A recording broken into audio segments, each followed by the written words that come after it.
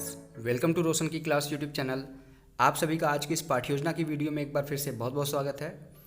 आज की इस पाठ्य योजना में हम देखेंगे यहाँ पे हिंदी विषय के लिए, जिसका उप विषय होगा गद्य, उसकी पाठ्य योजना, और कक्षा होगी हमारी 5वीं। इसके लिए ये पाठ्य योजना बनाई जा रही है। आप चौथी क्लास के लिए अगर बनाना चाहते हैं इस पाठ्य योजना को, तो चौथी क्लास के लिए भी आप बना सकते हैं। तो अगर आप लोगों को वीडियो देखने के बाद वीडियो अच्छी लगे तो प्लीज़ लाइक कर दीजिएगा इस वीडियो को, और रेगुलर बेसिस पे ऐसे ही पाठ्य योजना की वीडियो या फिर सूक्ष्म शिक्षण पाठ्य योजना की वीडियो अगर आप लोगों को चाहिए तो रोशन की क्लास यूट्यूब चैनल को सब्सक्राइब कर लीजिए। नीचे लाल कलर का जो सब्सक्राइब बटन उस पर क्लिक करके जैसे ही सब्सक्राइब करेंगे एक बेल आइकन आएगा, यानी कि घंटी का निशान आएगा, उसको दबा के ऑल नोटिफिकेशन ऑन कर लीजिएगा, जिससे मैं आप लोगों के लिए कोई वीडियो यहाँ पर अपलोड करता हूँ आपकी इन्फॉर्मेशन के लिए, आपकी हेल्प के लिए, तो उसकी नोटिफिकेशन आप तक पहुँचती रहे। अब चलते हैं आज की पाठ्य योजना पे। देख लीजिए, यहाँ पे सबसे ऊपर आपको पाठ्य योजना संख्या लिखनी होती है। जिस पेज से आप पाठ्य योजना बनाना शुरुआत करेंगे उस पेज से आपको सबसे ऊपर पाठ्य योजना संख्या लिखनी होगी। यहाँ पे देख लीजिए पाठ्य योजना लिखा गया है, इसके सामने आपको नंबरिंग करनी है। यहाँ पे अगर 1 होगा तो 1 कर दीजिएगा, अगर 2 होगा तो 2 कर दीजिएगा। जो भी नंबरिंग होगी उसको यहाँ पर आप नंबरिंग करके आप आगे बढ़ेंगे। उसके बाद आपको विद्यालय का नाम लिखना है, जिस विद्यालय में जो विद्यालय आप लोगों को अलॉट होगा, जिस विद्यालय में आप पाठ्य योजना पढ़ाने के लिए जाएंगे, उस विद्यालय का नाम लिखना है। कक्षा हमारी आज की है 5वीं। विषय हिंदी का है, उप विषय गद्य है, वर्ग है अ यानी कि सेक्शन ए है, कालांश द्वितीय है यानी कि सेकंड पीरियड में हम जाएंगे कक्षा 5 के सेक्शन ए में पढ़ाने के लिए इस चैप्टर को। अवधि है 35 मिनट का, और दिनांक यहाँ पे लिखना होता है, जिससे ये पता चलता है कि आपने कौन सी डेट को कौन सी पाठ्य योजना किस क्लास में पढ़ाई थी। इतनी सारी चीज़ें आपको श्यामपट्ट पे भी करनी होती हैं। जब आप क्लास में जाएंगे पढ़ाने के लिए तो ब्लैक बोर्ड पे जो भी आपकी क्लास में बोर्ड लगा होगा उसके ऊपर इतनी सारी चीज़ें लिखनी होंगी आपको। उसके बाद आपको प्रकरण लिखना है। हमारा आज का प्रकरण है सरदार वल्लभ भाई पटेल, लेकिन आपको जब श्यामपट्ट कार्य करेंगे तो सिर्फ प्रकरण लिखना है।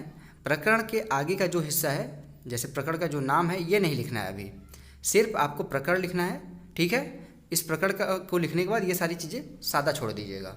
जब आप बच्चों के द्वारा अपना प्रस्तावना प्रश्न के द्वारा बच्चों से अपना प्रकरण निकलवा लेंगे तब वापस श्यामपट्ट पे अपना प्रकरण लिख देंगे।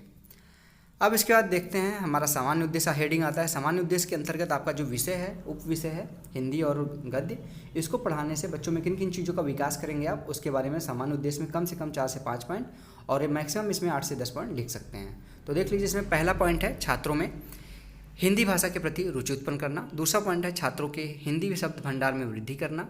तीसरा पॉइंट है छात्रों को भाषा तत्वों का ज्ञान प्रदान करना। चौथा पॉइंट है छात्रों को शुद्ध भाषा रचना का ज्ञान प्रदान करना। और पांचवा पॉइंट है छात्रों के में शुद्ध व अशुद्ध रूप के बीच अंतर करने की योग्यता का विकास करना। ये हो गया आपका सामान्य उद्देश्य के 5 पॉइंट। अब इसके बाद हेडिंग आता है आपका विशिष्ट उद्देश्य। विशिष्ट उद्देश्य के अंतर्गत आपका जो आज का टॉपिक है सरदार वल्लभ भाई पटेल चैप्टर, इसको पढ़ाने से बच्चों में किन चीज़ों का विकास होगा, उनके अंदर किस ज्ञान का विकास होगा, इसके बारे में यहाँ पे विशिष्ट उद्देश्य के अंतर्गत हेडिंग वाइज लिखा जाता है। कम से कम इसमें 2-3 हेडिंग लिख सकते हैं और मैक्सिमम 4 से 5 पॉइंट लिख सकते हैं। तो देख लीजिए, इसमें पहला पॉइंट है छात्र सरदार वल्लभ भाई पटेल के बारे में जानकारी प्राप्त कर सकेंगे।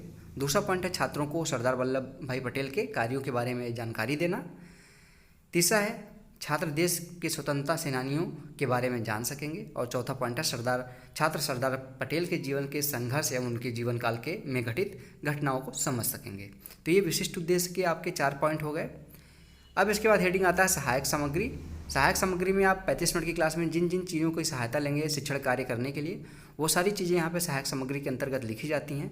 तो इसमें आप चौक, डस्टर, लपेट श्यामपट्ट और सरदार वल्लभ भाई पटेल जी का अगर चित्र आप ले गए हैं, चित्र या मॉडल बना के, तो उसको भी आप यहाँ पे दर्शा सकते हैं। अब पूर्व ज्ञान है। पूर्व ज्ञान का मतलब है कि आप यहाँ पे एज्यूम करेंगे कि बच्चों को क्या नॉलेज हो सकती है। तो यहाँ पे देख लीजिए लिखा गया है छात्र भारत के महान पुरुषों के बारे में सामान्य जानकारी रखते हैं। अब पूर्व ज्ञान के बाद आपके लेसन प्लान का सबसे इंपॉर्टेंट पॉइंट आता है इंपॉर्टेंट हेडिंग प्रस्तावना प्रश्न। प्रस्तावना प्रश्न इसलिए इंपॉर्टेंट होता है क्योंकि यहाँ पे प्रस्तावना प्रश्न बनाते समय कुछ बातों का ध्यान रखना होता है। जैसे कि इसमें अगर आपके कॉलेज में बोला जाए कि 3 कॉलम बनाना है, तो 3 कॉलम दिख रहा है आपको, क्रम संख्या, छात्राध्यापक कथन या फिर छात्राध्यापिका कथन, और तीसरा कॉलम है छात्र छात्रा क्रिया।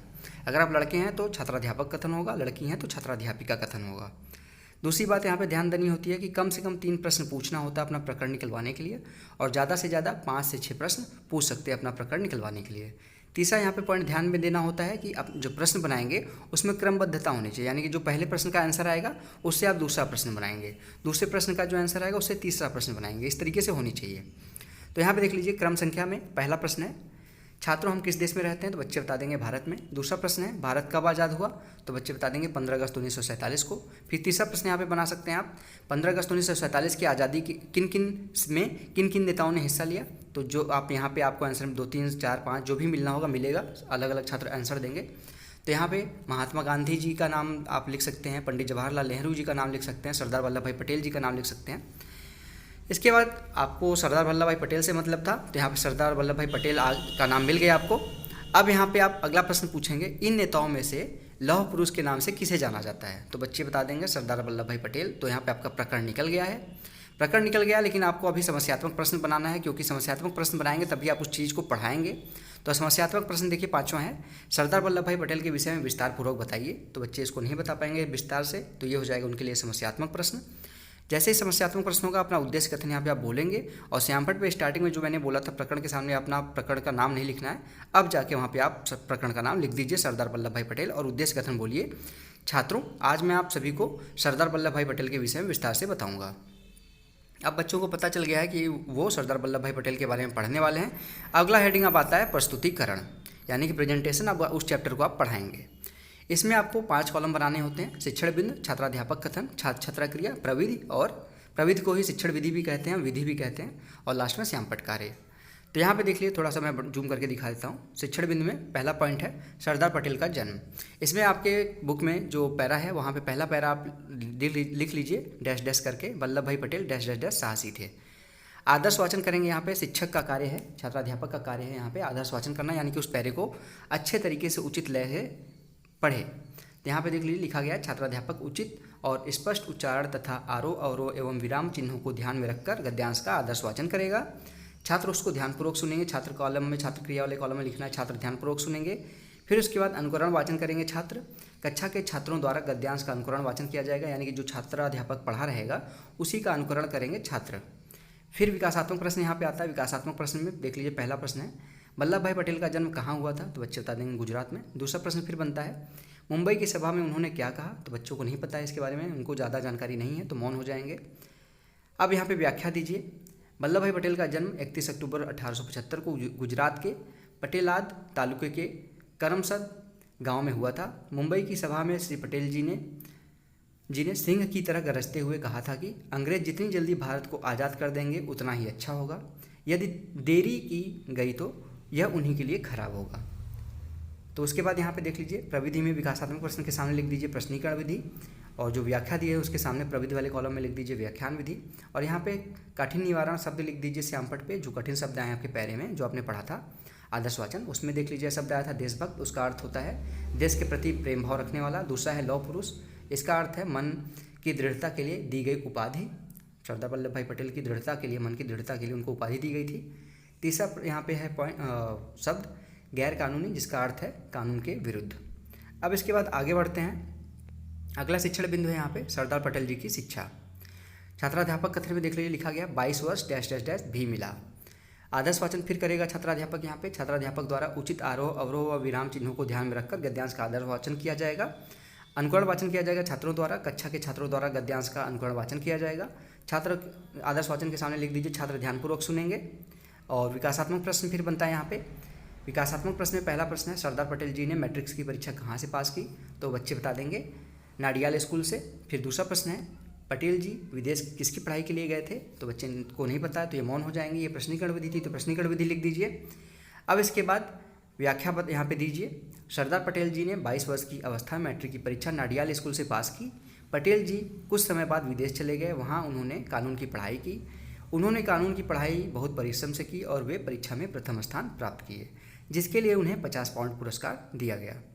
यहाँ पे उसके बाद चैप्टर खत्म हो जाएगा तो मौन वाचन यहाँ बच्चों को बोल देगा छात्राध्यापक की मौन वाचन करे, यानी कि शांत होकर उस चैप्टर को पढ़े पैरे को। तो यहाँ पे देख लीजिए लिखा गया छात्राध्यापक द्वारा पूरे कक्षा के छात्रों को मौन वाचन करने का निर्देश दिया गया। इसके बाद श्यामपट पे देख लीजिए लिखा गया, श्यामपट पे आपने लिख दिया एक बार कठिन निवारण शब्द, जितने भी कठिन शब्द आएंगे पैरा से वो लिख के उसका अर्थ बता दीजिए। उसके बाद इंपॉर्टेंट पॉइंट अगर आपको लगता है कोई चीज़ है पैरे में तो उसको भी लिख सकते हैं। देख लीजिए यहाँ लिखा गया सरदार पटेल जी कानून की पढ़ाई करने के लिए विदेश गए थे। अब इसके बाद आगे बढ़ते हैं। पुनरावृत्ति का प्रश्न आता है। अब यहाँ पे आपका प्रस्तुतिकरण यहाँ पे समाप्त होता है, पुनरावृत्ति का प्रश्न आता है। पुनरावृत्ति के प्रश्न में कम से कम आप 1 से 2 प्रश्न और ज़्यादा से ज़्यादा 3 से 4 प्रश्न पूछ सकते हैं। तो पहला प्रश्न है नाडियाल स्कूल से पटेल जी ने किसकी परीक्षा पास की। दूसरा प्रश्न है सरदार पटेल को और किस नाम से जाना जाता है। और लास्ट में यहाँ पे आता है लेसन प्लान के यानी कि पाठ्य योजना के लास्ट में आता है गृह कार्य हेडिंग। गृह कार्य बच्चों को घर से करके लाने के लिए कार्य दिया जाता है, जिससे आपने जो पढ़ाया है चैप्टर उसको घर पे जाके वो बच्चे रिवाइज करें और अच्छे तरीके से उनको समझ में आ जाए चैप्टर। तो यहाँ पे देख लीजिए गृह कार्य दिया गया छात्रों सरदार पटेल जी का जीवन परिचय लिख के लाना है। तो अपनी कॉपी में इस चीज़ को नोट करेंगे। आप क्लास में एक बार घूम के देख लीजिए कि बच्चों को होमवर्क यानी कि गृह कार्य नोट करने में कोई दिक्कत तो नहीं हो रही है। अगर दिक्कत हो रही है तो उनको हेल्प करिए, आप उनकी सहायता करिए। और इसी के साथ दोस्तों आज का लेसन प्लान यानी कि पाठ्य योजना यहाँ पे समाप्त होता है। आशा करता हूँ आप लोगों को ये पाठ्य योजना अच्छी लगी होगी। अगर अच्छी लगी तो प्लीज़ इस वीडियो को लाइक कर दीजिएगा। और अगर इस वीडियो की आपको पीडीएफ चाहिए तो नीचे मैं डिस्क्रिप्शन बॉक्स में लिंक दे दूँगा, वहाँ से जाके आप यहाँ पे पाठ्य योजना की जो पीडीएफ है उसको डाउनलोड कर सकते हैं। और अगर वीडियो अच्छी लगे तो प्लीज़ लाइक कर दीजिएगा। ऐसे ही रेगुलर बेसिस पे इन्फॉर्मेटिव वीडियोज़ के लिए रोशन की क्लास यूट्यूब चैनल को सब्सक्राइब कर लीजिए। नीचे लाल कलर का जो सब्सक्राइब बटन उस पर क्लिक करके सब्सक्राइब जैसे ही करेंगे एक बेल आइकन आएगा यानी कि घंटी का निशान आएगा, उसको दबा के ऑल नोटिफिकेशन ऑन कर लीजिएगा। तो फ्रेंड्स मिलते हैं नेक्स्ट वीडियो में, तब तक के लिए आप लोगों का बहुत बहुत धन्यवाद। जय हिंद, वंदे मातरम।